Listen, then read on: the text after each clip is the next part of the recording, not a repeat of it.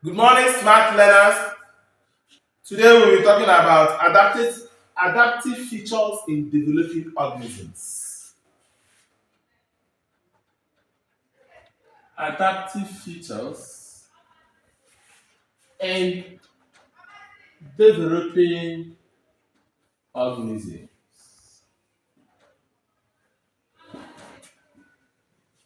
Okay, before I expose you to the adaptive features of developing organism, there are three key concepts we have to bear in mind in order to help us to assimilate the knowledge of these adaptive features or adaptive features in developing organism. These the three key concepts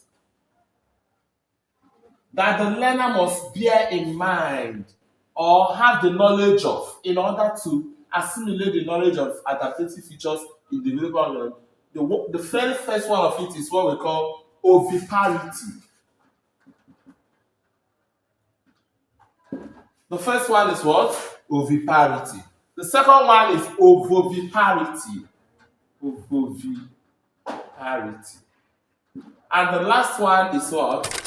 Is viviparity.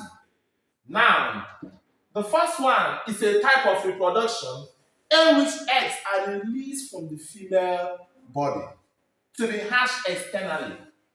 This one, eggs in the female body are released externally to the environment to be hatched in the environment.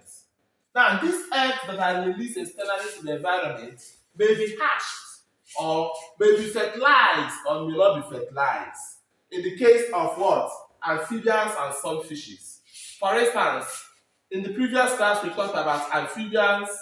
I showed you the reproductive courtship behavior of what?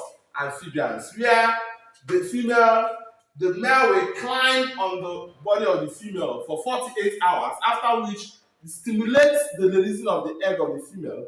The female lays the egg and the male pours the sperm, fertilizing it what? Externally. So this viviparity is a kind of reproductive behavior in which the female releases their egg to the environment for the egg to stay in the environment and what? And hatch and then result to what? A new progeny. However, like I've told you, like this oviparity, the eggs that are released may be fertilized or may not be fertilized. The second one, the second key concept that we need to master before understanding the concept of what? Adaptive features in the development is what? Oviviparity. The oviviparity is a situation whereby the female lays egg, but the egg is not released to the what? Environment. So they lay egg and houses the egg, protect the egg till it is time for what? Hatching. The egg is then now hatched. A typical example of organism that you also see this is fishes and some reptiles like snakes. You see them when they lay their eggs. Some fishes, when they lay egg, the eggs that was produced are permanently stored on their jaw for protection. To a certain time, it is ready for hatching before they now release it to the environment.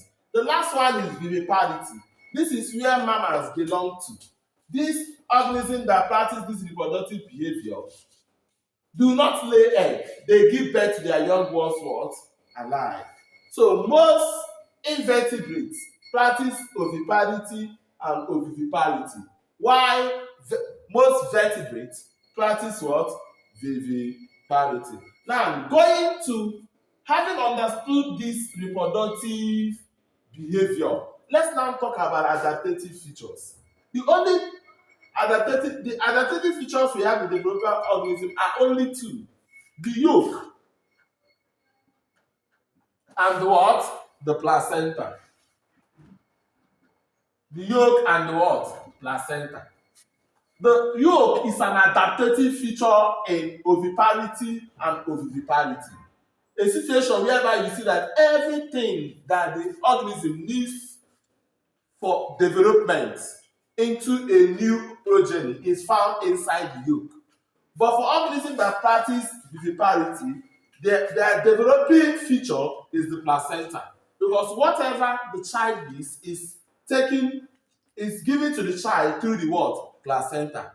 Unlike the oviparity and viviparity, that whatever the progeny is given through the what? Yolk. Thank you and God bless you. In my next class, I'll be talking about courtship behavior. Please follow this Smart Learning Hub. Thank you.